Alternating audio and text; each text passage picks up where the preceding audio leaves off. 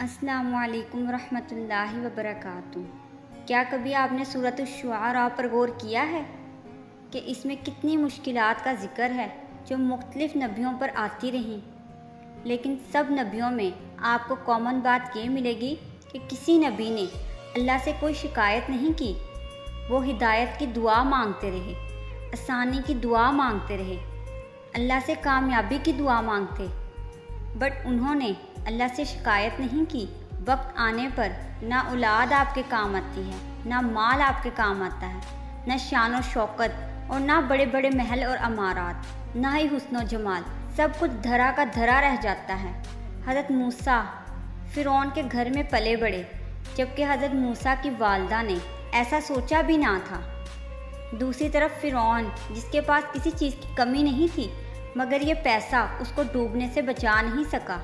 जबकि दूसरी तरफ हज़रत इब्राहीम अलैहिस्सलाम ने अपने ही वालिद के घर परवरिश पाई, मगर वक्त और हालात ने उन्हें अपने ही घर से रुखसत होने पर मजबूर कर दिया।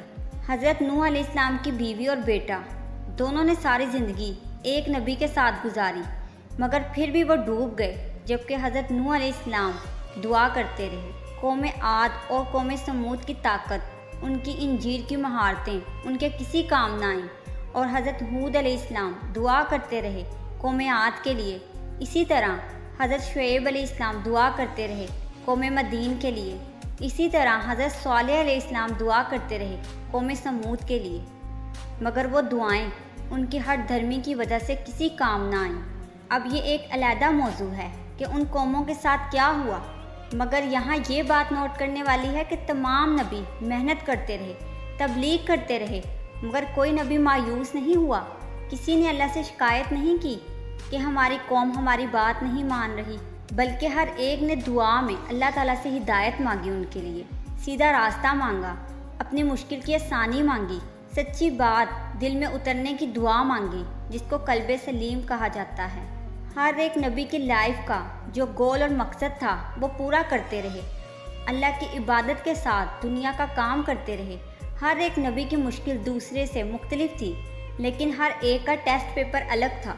सब ने अपनी अपनी मेहनत की, अपनी अपनी कोशिश की। वहाँ किसी कौम से पिछली का नहीं पूछा गया। सब अपने अपने किए के ज़िम्मेदार रहे। सब ने अपनी ज़िम्मेदारी का जवाब दिया और देना है। अब इसको ज़रा अपने साथ रिलेट करें। हम सब की ज़िंदगी में कोई ना कोई कमी होती है, और उसी से हम सब बार बार आजमाए जाते हैं। कोई औलाद के लिए रो रहा है, कोई पैसे के लिए, कोई घर के लिए, कोई नौकरी के लिए, कोई जायदाद के लिए, कोई ससुराल के लिए रो रहा है। किसी को शादी से मसला है और किसी को गवारा नहीं रहना।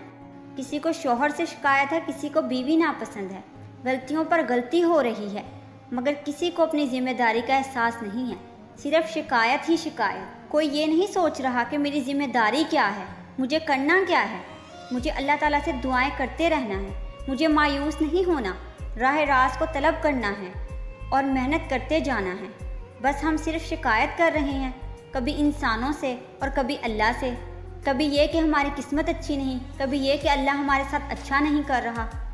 आप इस सूरत पर एक बार गौर तो कीजिए और देखिए कि नबियों की ज़िंदगी में कितनी मुश्किलात रहीं, मगर उन्होंने क्या अल्लाह से शिकायतें की, शिकवे किए? हरगिज़ नहीं, बल्कि अल्लाह से दुआएं मांगते रहे और आसानी तलब करते रहे। आप भी यही कीजिए। वीडियो अच्छी लगे तो इसको आगे शेयर कर दीजिए। जज़ाकिल्लाहु खैर।